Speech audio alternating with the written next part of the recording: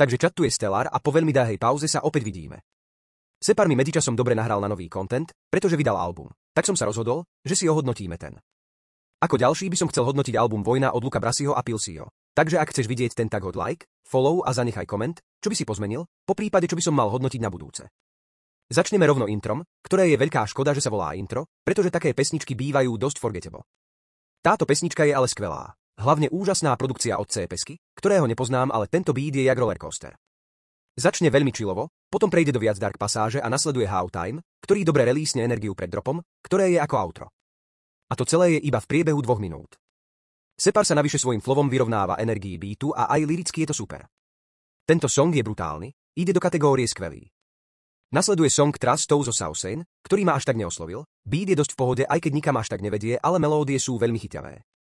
Separové slohy sú celkom dobré, hlavne jeho druhá. Saucein dala celkom dobre tiež, ale za mňa nič neuveriteľné a tak by som zhodnotil aj refrén. Tento song určite má čo ponúknuť, má super vibe, ale dám ho len do kategórie dobrý. 7 Digits je opäť brutálne dynamický song, Separ neustále mení polov hlasu a flow a skoro každá je úplne hard. Beat je tiež hard, hlavne baseline je tu úplne úžasná s veľmi tvrdými kickmi a skvelou melódiou. Tento celý song je už teraz klasika, ide do kategórie skvelý. Separ tu potvrdil, prečo je GOAT. Nehaj tak je pesnička zo Special Beats a keď sa títo dvaja dajú dokopy, je z toho vždy banger, ako napríklad Ahoj ahoj čo ty, a práve túto pesničku mi tento song mierne pripomína. Nehaj tak má ale o niečo viac majestic beat, avšak trochu menej emotívny. Separ sa celkom trafil. Nie však všetky časti sa mi až tak páčia, ako napríklad druhá sloha, ktorá je síce o niečo horšia ako pová, ale celkovo tento song je dosť kvalitný a má melodický refrén, ktorý je merte. Tento song dám do kategórie veľmi dobrý. Ako posledný song si ohodnotíme ale ne, ktorý je mega virálny a populárny a ja chápem prečo. Smart skvelo zosemploval Euro 30 poďma cicať mím, čo je asi to, prečo je tak populárny na TikToku. Smart tu robil aj beat, ktorý je hrozne heavy a má 2 melódie, ktoré sa striedajú. Sú to jeden plaka strings. Funguje úplne skvelo. Ten beat je úplne fire. Dameho sloha je tiež brutálna, ako aj napríklad beatbox a kapela v strede, čo je hrozne random, ale funguje to. Separova sloha je tiež úplne top, milujem, jak nakladá ľuďom, ako napríklad Rytmusovi za to, že propaguje hazard. Táto verzia Separa sa mi hrozne páči. Smart potom svoju slohu tiež úplne zajebe, je plná punchlineov, ako napríklad robím deťom dobre volajte ma Jeffrey Trepstein a naloží aj synthí. Tento song je úplne 10 z 10. Milujem ten beat, punchliny, ktoré sú mega vtipné a to, ako všetci vo svojej slohe nakladajú, je niečo, čo na tejto scéne chýba. Ale neide do kategórie dokonalý. Takže to bude pre dnešný diel všetko, ak sa vám páčilo, zanechajte like, koment a follow. Takže chat tu je stellar a toto je druhá časť hodnotenia albumu Neviem. Ak sa vám moja tvorba páči, nezabudnite hodiť like, follow a do komentára napíšte, s čím nesúhlasíte alebo čo by som mal hodnotiť na budúce. Pokračujeme trackom číslo 6, čo je Suexax. Tento song je z hľadiska hudby úplná nálož, aj beat je skvelý, brutálna melódia a má super bass aj kýky. Flows sú na úplne extrémnej úrovni a znie ti mega dobre. Čo mi ale vadí, je hrozne povrchný a zvláštny topik, kedy Separ len nakladá ľuďom za to, že sa obliekajú jak hypebeasty. Neviem si pomôcť, ale tie lyrics proste väčšinu času znejú hrozne smiešne. Stále by som ale nepovedal, že to je skip, pretože to je fakt hard, čiže dám to kompromisne do kategórie veľmi dobrý. Nasleduje track z Ulic von, čo je parádny ulicový bumbeb a ten beat reálne milujem. Fantastický klavírový loop a liky a ten pad v pozadí vytvára hrozne dobrú atmosféru. Separ otvoril track famóznou slohou a fakt to šlape neskutočne aj čo sa lyrics týka, kedy nadáva na túto dobu, na ľudí, čo mu neverili a reperom, čo ho kopírujú. Matej Straka mal tiež super slohu, flowy aj lyrics sú tiež mega dobré.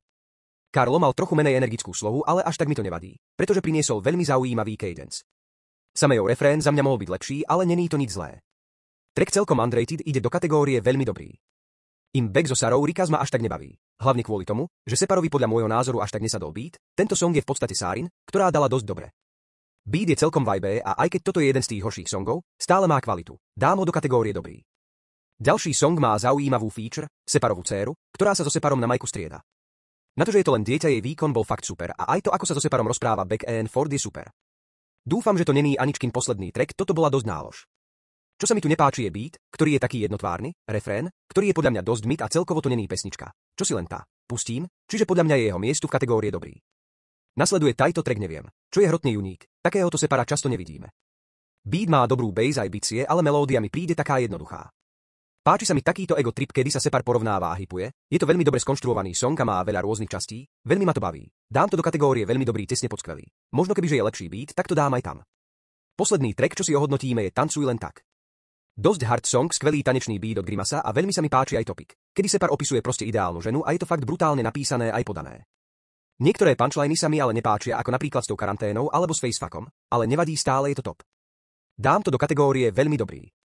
Takže to by bolo na dnes všetko, ak sa ti video páčilo, tak nezabudni dať like a follow. Čau. Takže chat tu je Stellar a dneska si ohodnotíme posledné pesničky z albumu Neviem od Separa. Pre ďalšie albumy nezabudnite dať like, follow a napísať do komentára, čo by som mal hodnotiť na budúce. Ďalší track nasleduje Body to Body, čo je veľmi nečakaná spolupráca s celosvetovo známym raperom French Montanom.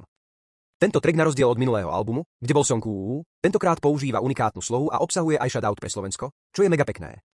Najprv poviem najlepšiu časť tohoto tracku a to je R&B beat od Petra Pana, ktorý vytvára úžasný letný vibe, má skvelé bouncy bicie a chyťavú melódiu. Je to asi že top 3 beatov na celom albume. Fakt hrot. Refrén spievajú obaja interpreti a používajú rovnakú melodickú linku, čo funguje skvelo. Na druhú stranu mi vadí, že Separova flow je oproti tej Frenchovej taká nedokončená a jednoduchšia, čo je také mech podľa mňa. Na druhú stranu Separova sloha je úžasná a podľa mňa lepšia jak Frenchova. Celkovo tento song je strašný vibe, ale mohol byť za mňa trochu prepracovanejší, mám z neho taký rushed feeling, dám to ale do kategórie veľmi dobrý.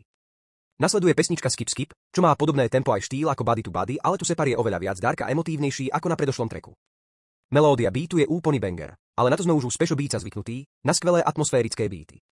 Separ v tomto tracku je neskutočne tichý, smutný a introspektívny o svojom vzťahu, čo podal naozaj na jednotku. Zároveň to bol celkom míľnik, lebo pokiaľ viem, je to Separov pový breakup song a je podaný fakt výborne. Páči sa mi zároveň aj to, že je to napísané tak viac major ako skôr len nakladanie na syntiu, ako by to bolo možno na predošlých albumoch.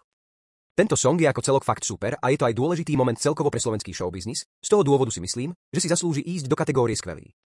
Ďalší track je z fan favorite série Hate Clubu, tentokrát už číslo 12. Je to bumbepová pesnička s Izom, kde sa veľmi rýchlo striedajú a nakladajú ľuďom. Hrozne sa mi páči, jak hneď v úvode je hrozne striktný, ako verš bodaj by ste chytili žaltačku aj s maláriou. Milujem, keď sa Separ nasere a je takýto striktný. Izo tiež skvelo nakladá. Aj keď neviem, komu v jeho tretej slohe je to venované, kľudne napíšte do komentu, o kom to je, ale je to dosť hard. Tento Hate Club fakt nesklamal aj kvôli tomu, že okolo Separa bolo veľa drám a nabili mu muníciu, tento track ide do kategórie skvelý. Track robil by to každý je veľmi zvláštny a rovno poviem, že to je asi jediný skip na albume. Tento track síce má svoje momenty, ale má veľmi mesí štruktúru. Niektoré slohy ako napríklad Pová Rafová a Obe Lukové sú veľmi mid a celkovo pová časť mi príde hrozne statická a že sa tam nič nedeje.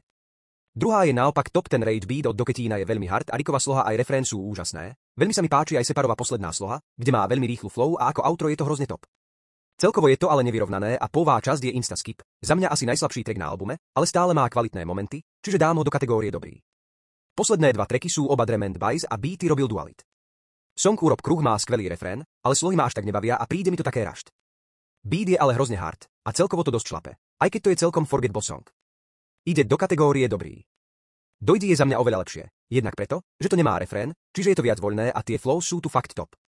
Zároveň to má aj tematiku a není to len taký hype song. Dojdi je skvelé outro, ktoré pripravuje nás ako fans na neuveriteľný kultúrny sviatok, čo je koncert na Tehelnom poli. Teším sa na tento koncert, bude to top a pesnička Dojdi to skvelo hypuje. Ide do kategórie veľmi dobrý. Takže takto vyzerá finálny tier list. Tento album je za mňa vážne top a má asi len jeden skip, čo je za mňa najmenej od Panciera. Separovi sa tento album fakt podaril a je to za mňa veľký posun od Floudemortu. Ak sa vám toto hodnotenie páčilo, nezabudnite dať like, follow a zanechať koment. Čau.